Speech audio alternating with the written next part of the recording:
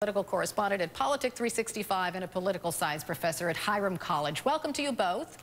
Good morning. So, Will, are we getting too excited about this? I mean, what's up with this? Is it something to get excited about? I don't know. I mean, what we hear here is something that Republicans are willing to give a little ground on in order to reach a compromise towards, I guess, paying down our debt. Look, here's the deal, Carol. This pledge has been overstated from the beginning. The deal is there's two parties to a negotiation. You don't get to walk into a room and say, here's my demands, here's what it's going to be, unless you own both houses of the legislature and the presidency. Republicans don't own it. So in order to get a reform that, yes, is going to require spending reform as well, entitlement reform, Republicans are going to have to give in on taxes. The question also is, will Democrats give in on entitlement and spending reform?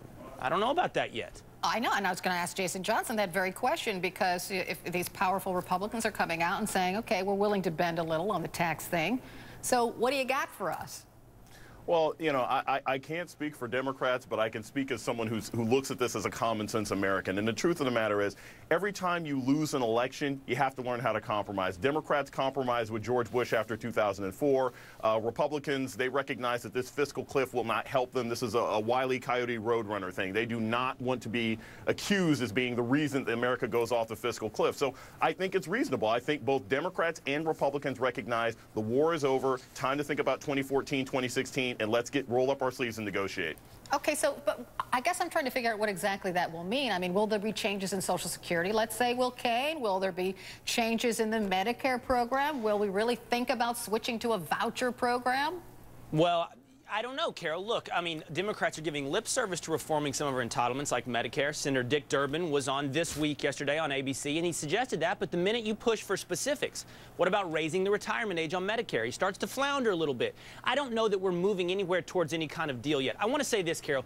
In politics and television as well, simplicity sells. Nuance is very, very difficult. And a tax pledge is very simple, and it communicates with your voters directly. But here's the deal. Republicans want low taxes for two reasons: because they believe it's better for economic growth. Well, we lost the election. We're going to lose that battle. And also because they believe it will force spending restraint. I'm not sure that's true.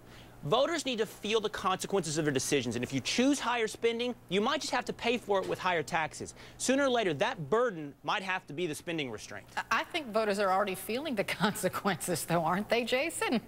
Yeah, look, voters are already feeling the consequences, but I also think that the voters said something in 2012. They said, look, we are tired of rigidity in Washington. We're tired of people holding on to 20-year pledges. It's sort of like saying, I won't wear parachute pants or use trapper keepers. It's 20 years old. You have to look at where America is now. And while I know the Democrats are still crowing right now for a little bit, look, they'll probably bend a little bit on Social Security. They will bend a little bit on Pell Grants. I really think both sides want to get this done, and I think the Republicans recognize that there is no benefit. They tried last year to make Obama look bad with these situations. It didn't help. He got reelected. It's time to move on.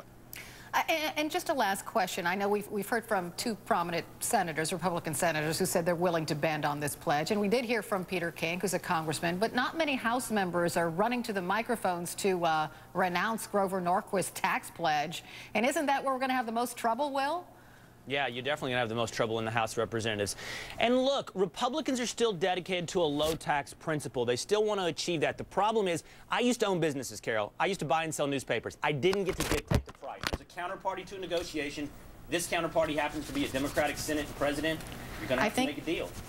I think you, like, in your passionate hand gesture, you knocked your microphone off. Did I really?